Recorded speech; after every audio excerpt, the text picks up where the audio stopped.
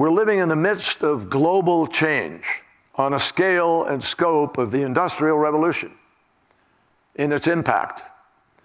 But it, unlike the Industrial Revolution, what is happening today is happening at digital pace. It's a different animal. And all around the world, what I hear from people, and I travel around the world, a privilege to be able to meet with leaders and help try to push this issue forward. As I meet with them, I find there's a challenge to governance itself in far too many countries that matter. And citizens understand that. They're feeling completely angry. The 2008 crash of the financial system has left wounded in our economic system even today. People who are downsized, harder to make the money, harder to feel it's fair, harder to feel how globalization is helping them, harder to latch on to the dream, harder to pay the bills.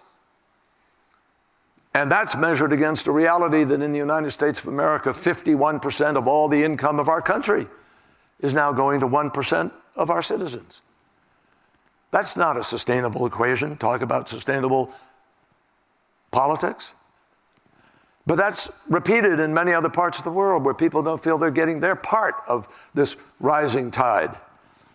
So in that kind of a political environment, we saw in the last century, particularly with World War II, what happens when you combine demagoguery with